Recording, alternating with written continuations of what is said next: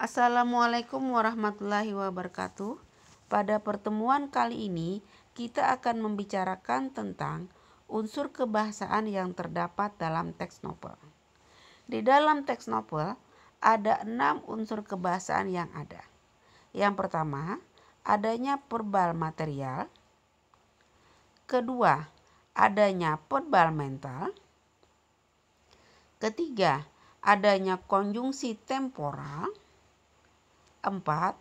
Adanya penggunaan kata sifat. 5. Terdapat kalimat yang bersifat tidak langsung. Dan terakhir, terdapat penggunaan kalimat lampau. Kita akan mulai pada pembahasan utama. Verbal material adalah kata kerja yang menyatakan aksi. Penjelasan lengkap sudah pernah kita lakukan pada pertemuan sebelumnya. Untuk mengingatkan, ciri khas dari verbal material adalah pada bagian predikatnya menyatakan suatu pekerjaan aktif transitif, biasanya ditandai dengan penggunaan imbuhan menasal, seperti terlihat pada contoh berikut: melihat, mengibarkan, mengadakan. 3 hal itu adalah menjadi ciri dari verbal material. Berikutnya, yang kedua adalah verbal mental. Pembahasan tentang verbal mental juga sudah pernah kita lakukan.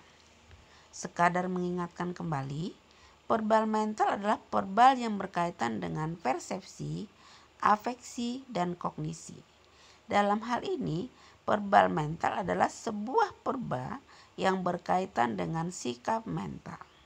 Karena itu, biasanya ditandai dengan adanya partisifan, pengindra, dan fenomena. Contoh pada teks berikut, terdapat penggunaan kata merasakan, kemudian terdapat penggunaan kata memikirkan. Kedua kata tersebut menjadi ciri dari verbal mental dalam kutipan novel. Berikutnya, yang ketiga, adanya konjungsi temporal. Pembahasan konjungsi temporal juga sudah pernah kita lakukan. Sekadar mengingatkan, konjungsi temporal adalah konjungsi yang berkaitan dengan waktu. Biasanya ditandai dengan adanya kata saat, sejak, tatkala, lalu, dan lain sebagainya. 4. Terdapat penggunaan kata sifat. Kata sifat adalah kata yang mengubah kata benda atau kata ganti yang biasanya dijelaskan dengan membuatnya menjadi lebih spesifik.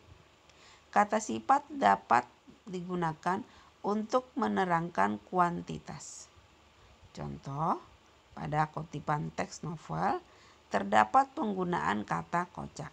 Pada kalimat, Japra digambarkan sebagai cowok yang kocak. Kutipan lainnya, Riani adalah satu-satunya cewek di kelompok mereka. Riani digambarkan sebagai gadis yang cantik.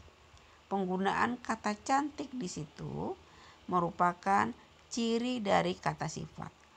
Untuk mengetahui kata itu adalah kata sifat atau bukan, dapat diuji dengan menggunakan kata yang bernada modalitas.